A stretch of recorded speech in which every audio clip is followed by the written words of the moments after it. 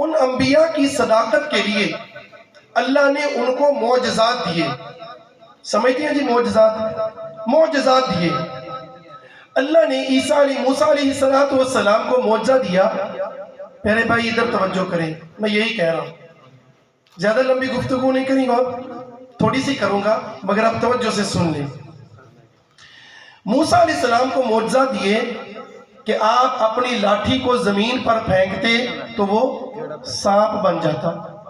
موسیٰ علیہ السلام اپنی بغل سے ایسے ہاتھ کو دبا کر نکالتے تو وہ سورج اور چاند کی طرح چمکنے لگ جاتا. عیسیٰ علیہ السلام آئے دنیا میں.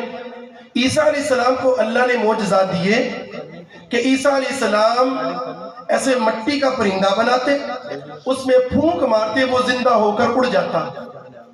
کوڑ کی بیماری، پیدائشی نابینا، پیدائشی اندھا، اس کے وجود پر ہاتھ پھیرتے اللہ اس کو شفا دے دیتے.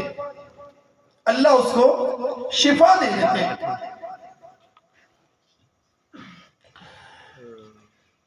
عیسیٰ علیہ السلام کے بعد نبی علیہ السلام آئے.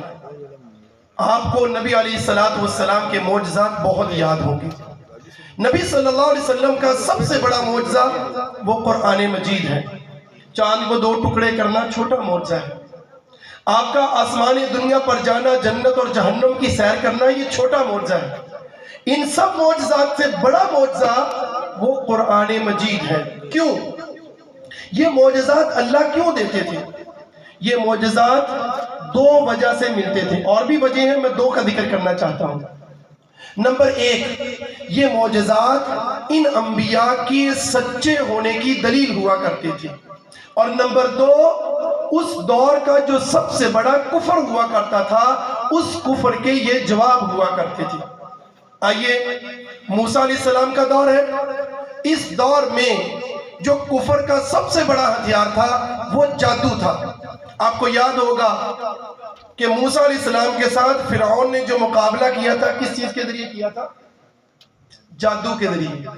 اللہ نے موسیٰ علیہ السلام کو جو معجزات دیے وہ بھی جادو کی طرح کے معجزات تھے. عیسیٰ علیہ السلام کا جو دور ہے یہ طب اور سائنس کے عروج کا دور ہے.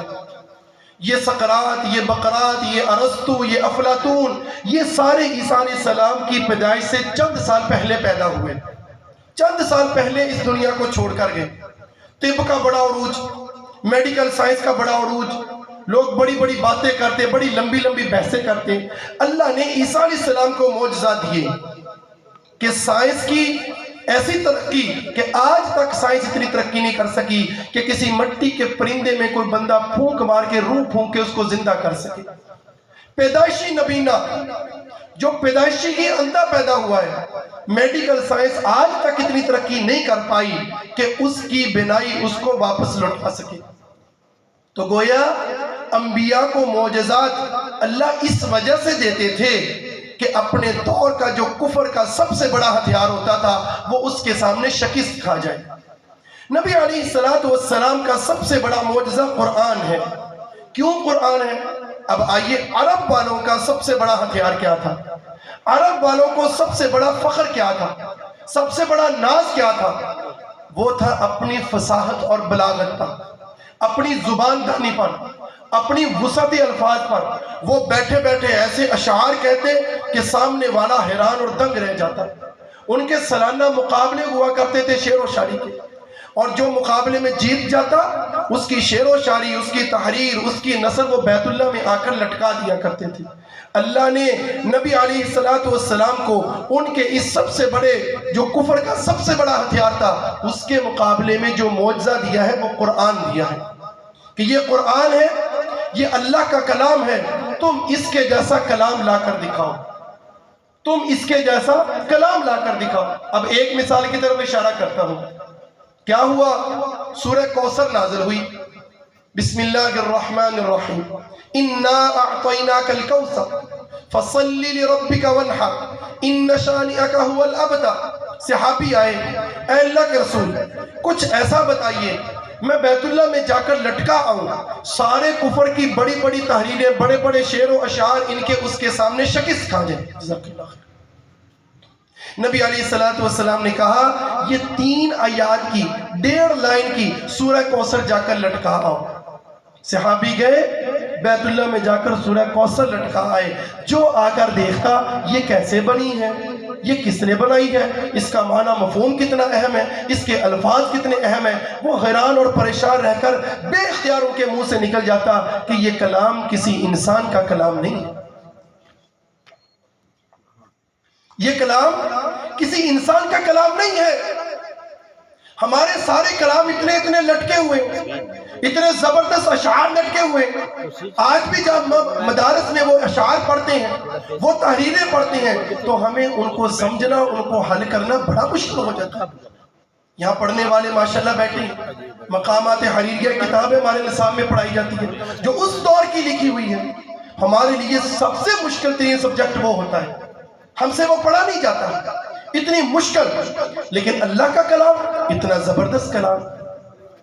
اب یہ اگر اتنا بڑا معجزہ ہے جس کے سامنے نبی صلی اللہ علیہ وسلم کے دور سے لے کر آج تک کا کفر بے بس نظر آتا ہے، بے بس نظر آتا ہے، اس کے جیسا کلام دنیا میں کوئی اور شخص نہیں لا سکا، یا لا سکا کیسے لا سکتا؟ دیکھیں نا، جو اس کلام کے ساتھ جڑتا چلا گیا وہ اس دنیا میں ساری دنیا سے الگ ہوتا چلا گیا۔ مثلا جس نبی پر یہ قرآن نازل ہوا ہے وہ نبی سارے نبیوں سے افضل نبی ہے، ایسے ہی ہے جی، کوئی شک تو نہیں نا کسی کو اس بات میں۔ وہ آج کل وہ قادیانی کو، وہ کانے کو نبی بنا کر پیش کیا جاتا ہے، نعوذ باللہ کی من ذالک۔ اس قرآن کے ساتھ جو نبی جڑا وہ سارے نبیوں سے افضل۔ جس رات میں یہ قرآن نازل ہوا، لیلۃ القدر کی رات، وہ ساری راتوں سے افضل رات۔ جس مہینے میں یہ قرآن نازل ہوا وہ مہینہ سارے مہینوں سے افضل مہینہ بن گیا، 2-3 دن بعد شروع ہونے والا ہے۔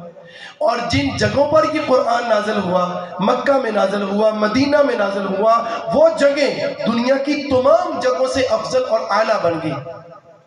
اور وہ صحابہ جنہوں نے ان قرآن کو اپنے سینوں میں، اپنے قلوب میں جگہ دی، وہ صحابہ دنیا کے انبیاء کے بعد باقی تمام انسانوں سے افضل اور اعلیٰ بن گئے۔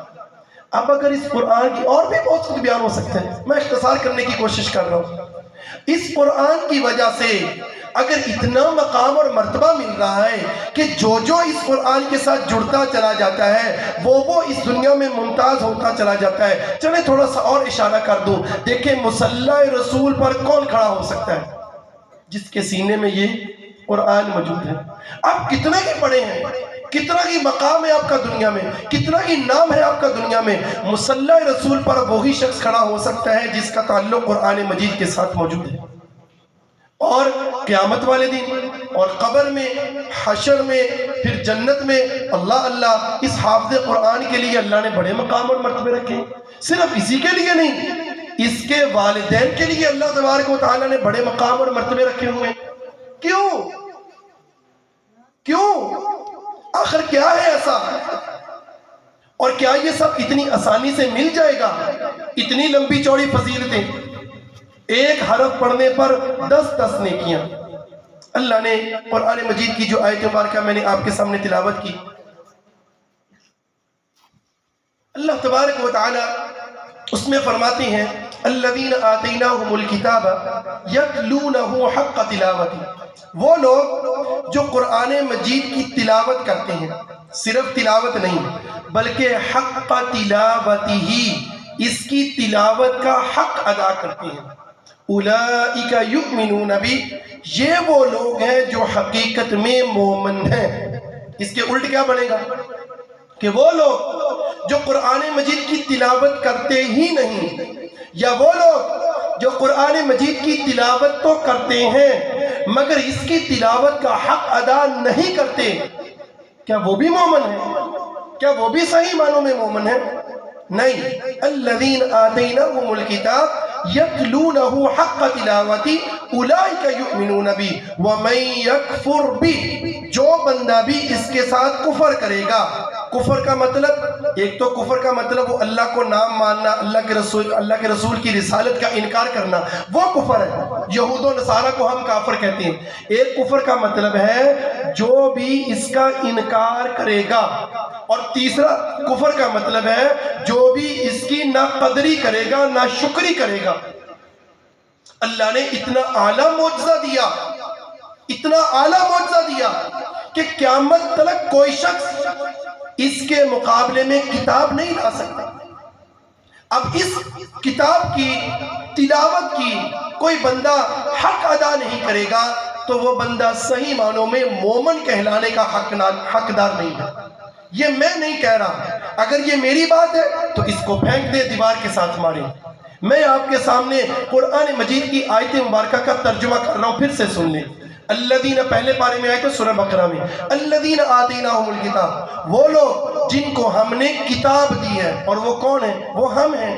یہ قرآن کن کے لیے نازل ہوا؟ یہ قرآن میرے لیے نازل ہوا ہے۔ میں یہ بھی نہیں کہہ رہا ہمارے لیے نازل ہوا ہے، یہ بھی بڑی بات ہو جائے گی۔ یہ قرآن کس کے لیے نازل ہوا ہے؟ میرے لیے نازل ہوا ہے، آپ سب کے لیے نازل ہوا ہے۔ آپ سب کی اس بات سمجھیں کہ یہ میرے لیے نازل ہوا ہے، صرف میرے لیے نازل ہوا ہے۔ میرے لیے تھوڑا تصور آئے گا کہ یار یہ تو میرے لیے نازل ہوا ہے، مردوں کے لیے نہیں نازل ہوا، زندوں کے لیے نازل ہوا ہے۔ زندہ نبی کے زندہ قلب اطہر پر نازل ہوا تھا۔ اس زندہ نبی نے زندہ نبی سے زندہ صحابہ نے لیا، زندہ صحابیات نے لیا، ان صحابیات سے زندہ تابعین، زندہ محدثین، زندہ قاری قرآنوں نے ہم تک پہنچایا ہے۔ ہم نے اس کو مردوں کے لیے رکھا ہوا نہیں۔ الذین آتیناہم الکتاب، وہ لوگ جن کو ہم نے کتاب دی ہے، یتلونہ، وہ اس کی تلاوت کرتے ہیں، حق تلاوتی، جس طرح تلاوت کرنے کا حق ہے، اولئک یؤمنون بہ، حقیقت میں یہ لوگ مومن ہیں، ومن یکفر بہ، اور جو اس بات کا انکار کرے گا، اس بات کے ساتھ کفر کرے گا، یا اس چیز کی نہ شکری کرے گا نہ قدری کرے گا، قرآن سیکھے گا نہیں، قرآن کو سمجھے گا نہیں، قرآن کو پڑھے گا نہیں، جس طرح اللہ نے نازل کیا اس طرح نہیں پڑھے گا، وہ نہ شکری کر رہا ہے نہ قدری کر رہا ہے، اس کے لیے کیا ہے؟ فَأُولَئِكَ هُمُ الْخَاسِرُونَ، یہ بندہ وہ ہے جو حقیقت میں خسارے میں رہا، جو حقیقت میں اس دنیا میں بھی اور آخرت میں بھی گھاٹے میں رہا، خسارے میں رہا۔ اب بس میں صرف یہی بیان کرنا چاہتا ہوں کہ تلاوت کا حق کیا ہے، اس حق تلاوت کا مطلب کیا ہے۔ پیارے بھائیوں، اس حق تلاوت کے 3 مطلب ہیں۔ نمبر 1، قرآن مجید کو پڑھنا۔ نمبر 2، قرآن مجید کو سمجھنا۔ نمبر 3، قرآن مجید پر عمل کرنا۔ اگر کوئی بندہ تلاوت نہیں کر سکتا تو اس کو قرآن مجید کی سمجھ آئے گی، اور اگر کسی کو سمجھ نہیں آئی ہے تو کیا وہ قرآن مجید پر عمل کرے گا؟ نہیں کر پاتا۔ اگر ان تینوں میں ایک جگہ بھی گڑبڑ ہو گئی کہ اس بندے کو قرآن تو پڑھنا ہی نہیں آتا تھا ساری زندگی، یا اس بندے نے کبھی قرآن سے ہدایت لینے کی کوشش ہی نہیں کی ہے، یا اس بندے نے کبھی قرآن پر عمل کرنے کی کوشش ہی نہیں کی ہے، تینوں میں سے کسی ایک بات میں بھی فیل ہو گیا تو میں کچھ نہیں کہہ رہا، اللہ نے اس کے بارے میں کیا کہا؟ وَمَن يَكْفُرْ بِهِ فَأُولَئِكَ هُمُ الْخَاسِرُونَ، یہ وہ لوگ ہیں جو حقیقت میں خسارے میں ہیں۔ آئیے تھوڑا الگ الگ ان چیزوں کو دیکھ لیں۔ نمبر 1، قرآن مجید کے الفاظ۔ قرآن مجید کے الفاظ، اللہ نے کہا، سورہ مزمل ہے، المزمل ہے، وَرَتِّلِ الْقُرْآنَ تَرْتِيلًا، اے نبی قرآن مجید کو ٹھہر ٹھہر کر ترتیل کے ساتھ پڑھو، ترتیل کے ساتھ پڑھو۔ اور اس کی تفسیر میں حضرت علی رضی اللہ تعالی عنہ کا قول ہے کہ ترتیل کسے کہتے ہیں؟ ترتیل کہتی ہیں کہ قرآن مجید کے لفظوں کو صحیح پڑھنے کی معرفت ہو، اور کہاں پر سانس لینا ہے، کہاں پر سانس نہیں لینا، کہاں پر وقف کرنا ہے، کہاں پر وقف نہیں کرنا، اس چیز کی معرفت ہو۔ ان 2 چیزوں کا نام حضرت علی رضی اللہ تعالی عنہ نے ترتیل بیان کیا۔ ہم میں سے کتنے لوگ ہیں جن کو قرآن صحیح پڑھنا آتا ہے؟ قرآن صحیح پڑھنا آتا ہے؟ پڑھتے تو ہیں رمضان میں، کس کو صحیح پڑھنا آتا ہے؟ میں بات آسان کرنا چاہتا ہوں، ایک مثال دیکھو، سورہ فاتحہ سبھی کو آتی ہے جی، سبھی کو آتی ہے جی ماشاءاللہ، الحمدللہ سبھی کو آتی ہے۔ اب ذرا پہلا لفظ جو ہے الحمدللہ، غور کیجئے گا ذرا، یہاں آپ کے ماشاءاللہ پڑھے لکھے اساتذہ موجود ہیں، پوچھ لیجئے گا بعد میں، تحقیق کر لیجئے گا بعد میں۔ الحمدللہ، ہا میم دال، حمد کا مطلب آپ سب کو پتہ ہے تعریف ہے، تمام قسم کی تعریفیں اللہ کے لیے ہیں۔ الحمدللہ، تمام قسم کی تعریفیں اللہ کے لیے ہیں۔ اس کو اگر کوئی بندہ پڑھے الحمدللہ الحمدللہ، جیسے اکثر خطبہ علماء منبر رسول کے وارث مصلی رسول پر کھڑے ہونے والے، آپ کی بات کو کیا کروں، ہماری کمیونٹی کے جو لوگ ہیں وہ پڑھتے ہیں الحمدللہ، ہا کو آنکھوں والی ہا بنا دیا۔ عربی لغت اٹھائیں، اس کو کھول کر پڑھیں، ہا میم اور دال کو نکالیں، دیکھیے گا وہاں پر اس کا ترجمہ کیا لکھا ہے، دل تھام کے ترجمہ سنیے گا۔ ساری زندگی سے آپ کیا پڑھ رہے ہیں، ساری زندگی سے یہ علماء کیا سنا رہے ہیں۔ الحمدللہ کا مطلب ہے نعوذ باللہ من ذالک، نقل کفر نباشد، تمام قسم کا دھواں اللہ کے لیے ہے، تمام قسم کی تعریفیں اللہ کے لیے۔ یہ بندہ ساری زندگی سے ہر نماز میں اللہ کو کیا کہہ رہا ہے، الحمدللہ، تمام قسم کا دعا اللہ تیرے لیے ہے، نعوذ باللہ من ذالک۔ ثواب ملے گا، ایمانداری سے بتائیں، مسجد میں بیٹھے ہیں، ثواب ملے گا، حق کے تلاوت ادا ہو رہا ہے۔ میں صرف ایک مثال دی ہے، اس سے بڑی بڑی مثالیں موجود ہیں، ایسے ایسے لفظ کہ ہلکی سی اونچ نیچ کرنے سے بات کہیں سے کہیں چلی جاتی ہے۔ میں کراچی میں تراویح پڑھاتا تھا، ایک بار جو میرا سامنے تھا، میں نے کبھی نہیں کہا کہ کھڑا کرو، انہوں نے خود ہی کھڑا کیا۔ اس نے مجھے کہا کہ میں نے آج رات قیام اللیل کروانا ہے، جس کو آپ شبینہ کہتے ہیں، تو قاری صاحب آپ نے آ کر میرے پیچھے قیام کرنا ہے۔ چلا گیا تو سورہ کہف کی تلاوت اس نے شروع کی، اللہ اکبر۔ سورہ کہف، واقعہ کہف اس میں آتا ہے، اصحاب کہف کا واقعہ۔ چند لوگ تھے جنہوں نے وقت کے بادشاہ کے کفر اور شرک کے خلاف بغاوت کی، جان کا خطرہ پیدا ہوا، سب بستی چھوڑ کر نکل گئے، غار میں جا کر پناہ لی۔ اللہ نے 300 سے زیادہ سالوں تک ان کو سلائے رکھا۔ اب وہاں پر آتا ہے کہ لوگ ان کے بارے میں مختلف باتیں کرتے ہیں۔ سَيَقُولُونَ ثَلَاثَةٌ رَابِعُهُمْ كَلْبُهُمْ، کچھ لوگ کہتے ہیں کہ وہ غار والے 3 تھے، چوتھا ان کا کتا تھا۔ کلبہم، کتے والا کاف، اردو میں بھی ہم کاف ہی لگاتے ہیں، کلبہم۔ اب وہ قاری صاحب، یہ 3-4 بار یہ لفظ آتا ہے کلبہم، شیخ محترم قاری صاحب پڑھ رہے تھے سَيَقُولُونَ ثَلَاثَةٌ رَابِعُهُمْ قَلْبُهُمْ، اس کو موٹا قاف پڑھ رہے تھے، اور قلب کا مطلب ہوتا ہے دل۔ اس نے کتے کو دل بنا دیا۔ کہاں سے کہاں بات کی، کہاں کتے کا تذکرہ ہو رہا ہے اور کہاں دل کا تذکرہ ہو رہا ہے۔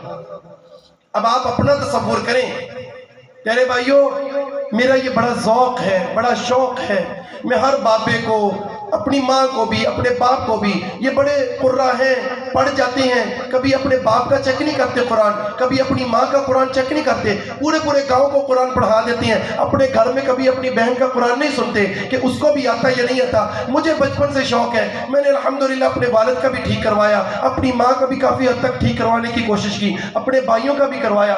جہاں بیٹھتا ہوں، جو دوست ملتا ہے، کوشش کرتا ہوں اس سے 2 لائنیں سن لوں، اس سے 3 لائنیں سن لوں، اس کو 1 تختی پڑھا دوں، اس کو 2 تختیاں پڑھا دوں۔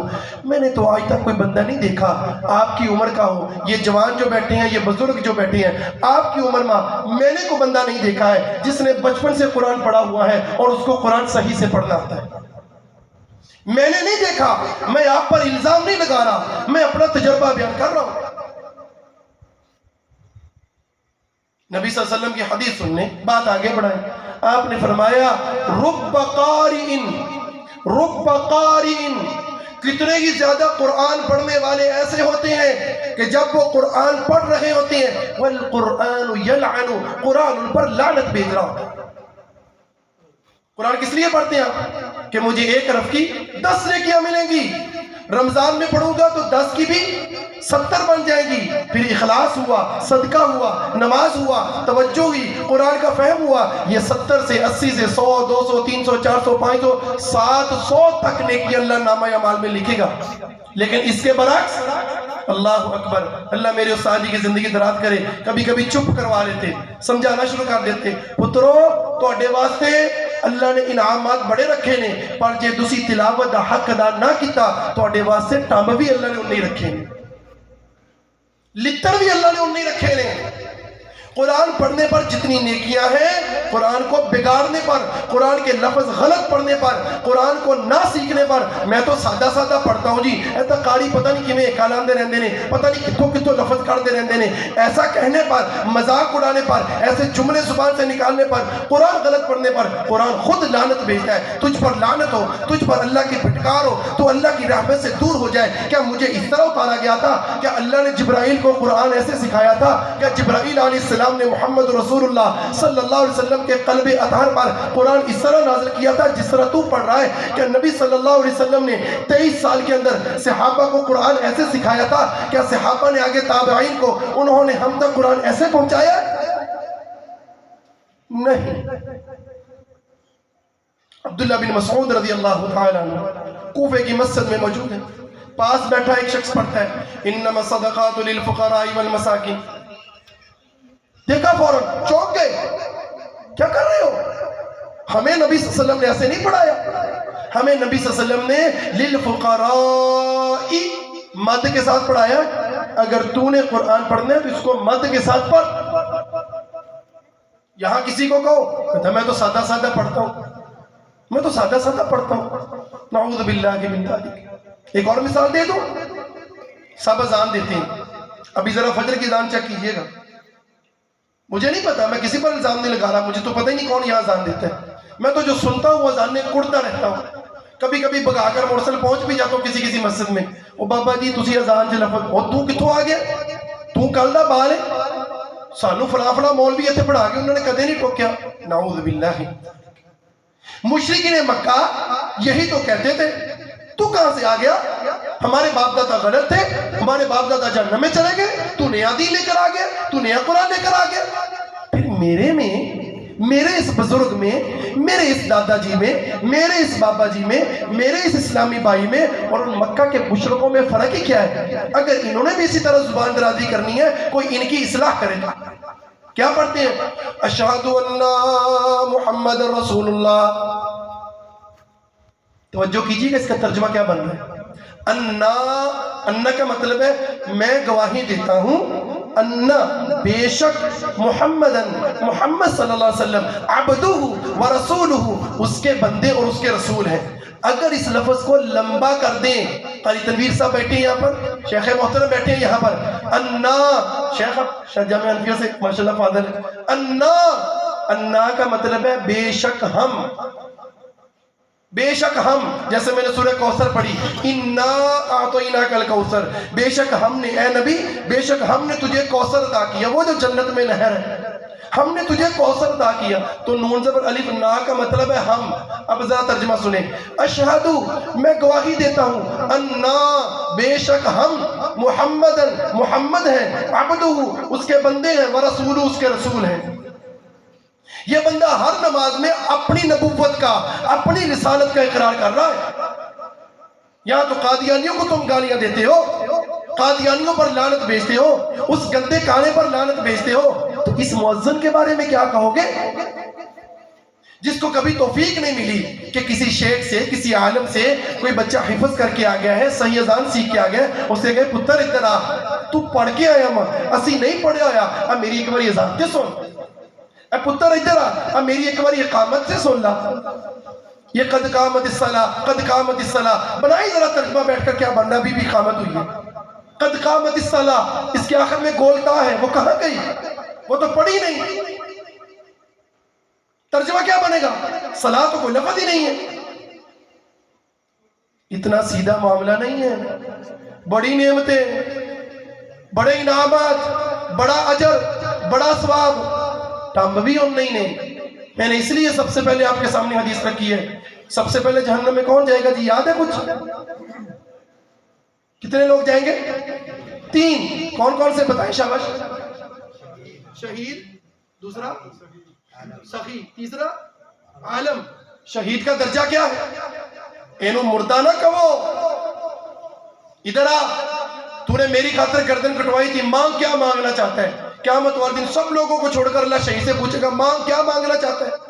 اور جو بندہ صدقہ کرتا ہے اللہ کہتا ہے اس کے صدقے کو میں خود پالتا ہوں، پال پوس کے بڑا کرتا ہوں. قیامت والے دن آئے گا، یہ جہنم میں جانے کے قریب ہوگا، اللہ اس کی نیکیوں کے پہاڑ نکالیں گے. اللہ یہ کہاں سے آ گیا؟ وہ تو نے جو ایک کھجور صدقہ کی تھی نا، میں نے اس کو پانی لگایا، میں نے اس کو گوڈی کی، میں نے خود اس کو پال پوس کے بڑا کیا ہے، آج تیرا یہ نیکیوں کا پہاڑ بن گیا. مگر اگر اخلاص نہیں ہے تو سب سے پہلے جہنم میں. یہ عالم دین، اللہ اکبر، یہ مشن رسول کو سنبھالنے والا، یہ مصلی رسول پر کھڑا ہونے والا، یہ ممبر رسول پر بیٹھنے والا، میری کیا اوقات ہے؟ میں بھی تو اسی نطفے سے بنا ہوں جس سے آپ بنے ہیں. آپ نے مجھے یہاں بٹھا دیا، کیوں؟ میری نسبت قرآن کے ساتھ ہے. ایسے ہی ہے جی، اور تو میں کچھ نہیں لگتا آپ کا، اور تو کچھ بھی نہیں ہے میرے اندر، کیا لگ گیا؟ سب کچھ ویسے ہی ہے، ویسے ہی کھاتے پیتے، صرف نبی کا وارث ہونے کی وجہ سے آپ نے مجھے یہاں بٹھا دیا. اگر میں اس کا پاس نہیں رکھوں گا تو پھر مجھے لتر بھی اتنے ہی پڑیں گے. یہ قرآن اللہ نے پیش کیا آسمانوں پر، زمینوں پر، پہاڑوں پر، سب نے انکار کر دیا. اللہ ہم بھی اٹھا سکتی اس امانت کو، انسان نے اٹھا لیا. اب انسان کو اس قرآن اٹھانے کی وجہ سے اللہ نے اشرف المخلوقات بنا دیا. اب اگر یہ انسان اس قرآن کا حق تلاوت ادا نہیں کرے گا فَأُولَئِكَ هُمُ الْخَاسِرُونَ، یہ خسارہ پانے والوں میں سے ہو جائے.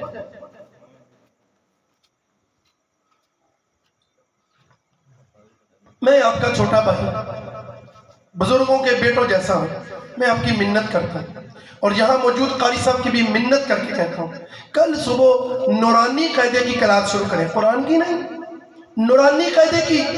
کتنے بزرگ شرماتے ہوئے قرآن پڑھ بتاتے نہیں کہ ہم نے کبھی قرآن نہیں پڑھا. قرآن پڑھا ہی نہیں ہوتا، بتاتے نہیں ہے قرآن نہیں پڑھا، ورنہ تو بےزتی ہو جائے گی. بےزتی ہوگی قیامت والے دن، جب راز کھولے جائیں گے، جب سینے کھولے جائیں گے، جب قبریں کھول دی جائیں گی، تب بے عزتی ہوگی. آج کی بے عزتی برداشت کر لو، یہ بے عزتی نہیں ہے قرآن پڑھنا، یہ تو عزت ہے، یہ تو عزت ہے. دوسری بات کی طرف چلتے ہیں، پڑھیں گے جی؟ کوئی ہے جو وعدہ کرے میں قرآن ٹھیک کروں گا آج کے بعد؟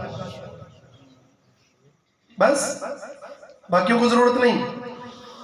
قرآن اس طرح پڑھنا ہے جس طرح نبی صلی اللہ علیہ وسلم کو جبرائیل نے پڑھایا. جبرائیل نبی صلی اللہ علیہ وسلم نے آگے صحابہ کو پڑھایا. قرآن کی آیت کیا ہے؟ سورہ قیامہ کھول لیجئے گا. فَإِذَا قَرَأْنَاهُ إِنَّ عَلَيْنَا جَمْعَهُ وَقُرْآنَهُ، اے نبی ہم آپ کو قرآن سکھائیں گے. وَقُرْآنَهُ فَإِذَا قَرَأْنَاهُ، جب ہم قرآن پڑھ چکے، فَاتَّبِعْ قُرْآنَهُ، اس کی اتباع کرتے ہوئے، اس کی پیروی کرتے ہوئے آپ نے پڑھنا ہے. جیسے جبرائیل آپ کو پڑھائیں گے آپ نے ویسے پڑھنا ہے. نبی کو بھی اختیار نہیں دیا اللہ نے کہ تو اپنی مرضی سے قرآن پڑھ لے. فَإِذَا قَرَأْنَاهُ فَاتَّبِعْ قُرْآنَهُ. آج ہی میں مفتی تقی عثمانی صاحب، جانتے ہیں نام سنا ہے جی؟ کراچی کے مفتی تقی عثمانی، ابھی میرے پاس موجود ہے موبائل میں ان کا کلپ. ابھی میں جمعے کے بعد ان کا 8 منٹ کا کلپ سن رہا تھا. وہ بہت بڑے مدرسے میں بیٹھ کر یہی بات کہہ رہے تھے، ہمارے علماء جو قرآن ٹھیک سے نہیں پڑھتے ہیں وہ بہت بڑی غلطی کر رہے ہیں. یہ فرض عین ہے، فرض عین ہے. اور سب سے بڑی بات، نماز میں ہم کیا پڑھتے ہیں جی؟ کیا پڑھتے ہیں جی؟ سبحانک اللہم و بحمدک تبارک اسمک و تعالی جدک. کیا ہو رہا ہے یہ کیا ہو رہا ہے؟ میں آپ کو کہوں، چلے میں اپنا تعارف کراتا ہوں. میرا نام اظہر نذیر ہے، میں نذیر محمد کا بیٹا ہوں، میں بورے والا میں رہنے والا ہوں. اب کیا کہیں گے؟ یار یہ پاگل آدمی ہے، اس طرح بولا جاتا ہے جس طرح یہ بول رہا ہے. تو جب ہم اللہ کو سنا رہے ہوتے ہیں سبحانک اللہم و بحمدک تبارک اسمک و تعالی جدک لا الہ غیرک، اللہ تو بڑا خوش ہو رہا ہوگا میرا بندہ آ کے ٹھا ٹھا کر کے نماز پڑھتا ہے. اللہ وہ کپڑے میں لپیٹ کر نماز منہ پہ دے مارتا ہے، یہ پکڑ اپنی نماز. اتنے بڑے بادشاہ کے سامنے تو ایسی نماز پیش کر رہا ہے؟ اتنے بڑے بادشاہ کے سامنے تو تراویح میں ایسا قرآن پیش کر رہا ہے؟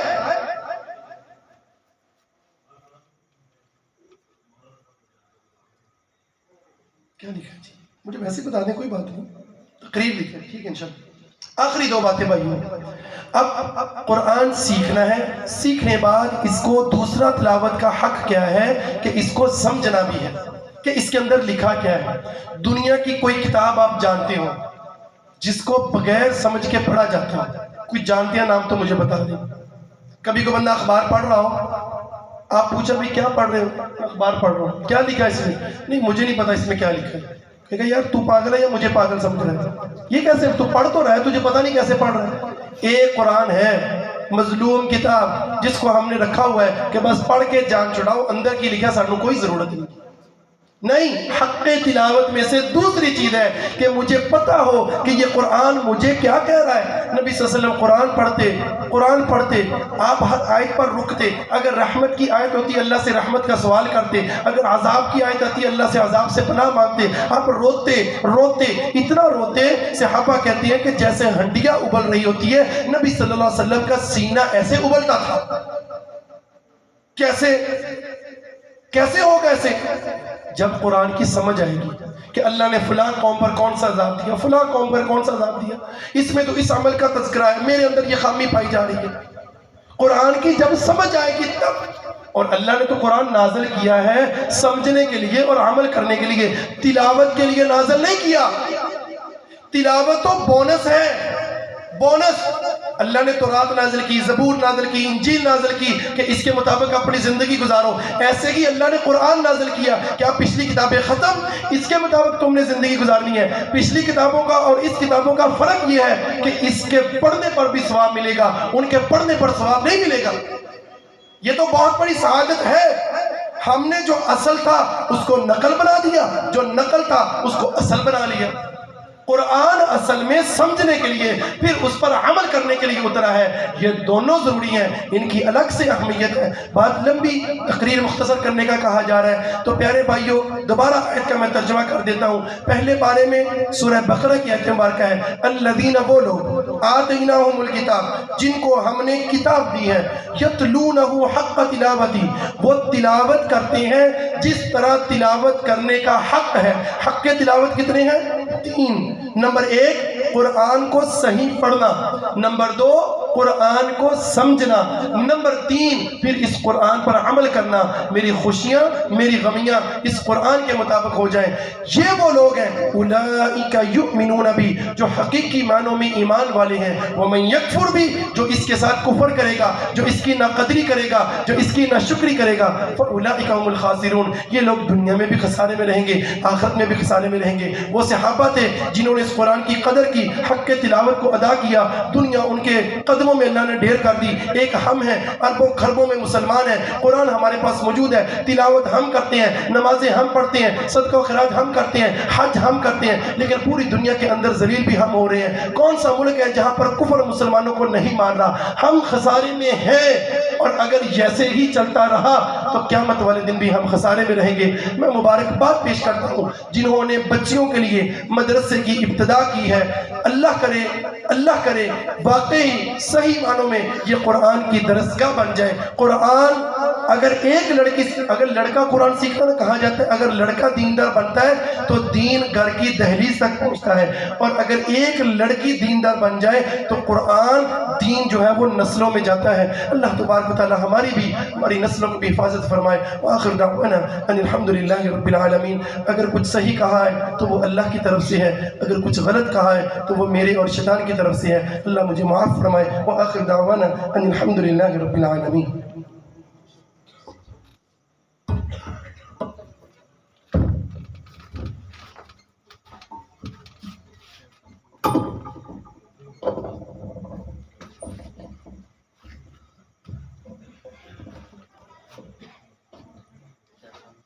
نحمده ونصلي على رسوله الكريم.